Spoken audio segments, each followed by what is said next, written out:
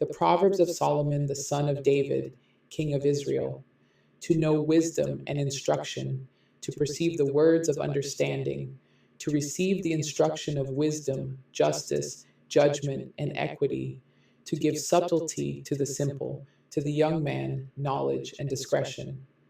A wise man will hear and will increase learning, and a man of understanding shall attain unto wise counsels, to understand a proverb and the interpretation, the words of the wise and their dark sayings.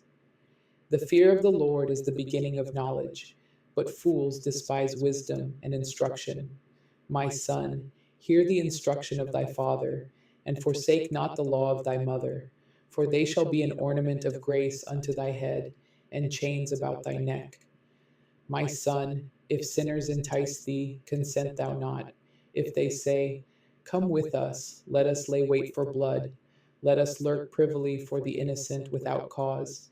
Let us swallow them up alive as the grave, and whole as those that go down into the pit. We shall find all precious substance. We shall fill our houses with spoil. Cast in thy lot among us. Let us all have one purse. My son, walk not thou in the way with them. Refrain thy foot from their path, for their feet run to evil, and make haste to shed blood. Surely in vain the net is spread in the sight of any bird, and they lay wait for their own blood. They lurk privily for their own lives. So are the ways of every one that is greedy of gain, which taketh away the life of the owners thereof. Wisdom crieth without, she uttereth her voice in the streets. She crieth in the chief place of concourse, in the openings of the gates. In the city she uttereth her words, saying, how long, ye simple ones, will ye love simplicity? And the scorners delight in their scorning, and fools hate knowledge. Turn you at my reproof. Behold, I will pour out my spirit unto you. I will make known my words unto you. Because I have called, and ye refused.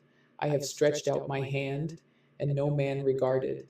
But ye have set at naught all my counsel, and would none of my reproof. I also will laugh at your calamity. I will mock when your fear cometh, when your fear cometh as desolation, and your destruction cometh as a whirlwind, when distress and anguish cometh upon you. Then shall they call upon me, but I will not answer. They shall seek me early, but they shall not find me. For that they hated knowledge, and did not choose the fear of the Lord. They would none of my counsel. They despised all my reproof. Therefore shall they eat of the fruit of their own way, and be filled with their own devices. For the turning away of the simple shall slay them, and the prosperity of fools shall destroy them. But whoso hearkeneth unto me shall dwell safely, and shall be quiet from fear of evil. Chapter 2. My son, if thou wilt receive my words, and hide my commandments with thee, so that thou incline thine ear unto wisdom, and apply thine heart to understanding. Yea, if thou criest after knowledge, and liftest up thy voice for understanding, if thou seekest her as silver, and searchest for her as for hid treasures, then shalt thou understand the fear of the Lord, and find the knowledge of God. For the Lord giveth wisdom, out of his mouth cometh knowledge and understanding. He layeth up sound wisdom for the righteous. He is a buckler to them that walk uprightly. He keepeth the paths of judgment, and preserveth the way of his saints. Then shalt thou understand righteousness and judgment and equity, yea, every good path. When wisdom entereth into thine heart, and knowledge is pleasant unto thy soul, discretion shall preserve thee, understanding shall keep thee, to deliver thee from the way of the evil man, from the man that speaketh froward things, who leave the paths of uprightness, to walk in the ways of darkness, who rejoice to do evil, and delight in the frowardness of the wicked, whose ways are crooked, and they froward in their paths, to deliver thee from the strange woman, even from the stranger which flattereth with her words, which forsaketh the guide of her youth, and forgetteth the covenant of her God. For her house inclineth unto death, and her paths unto the dead. None that go unto her return again.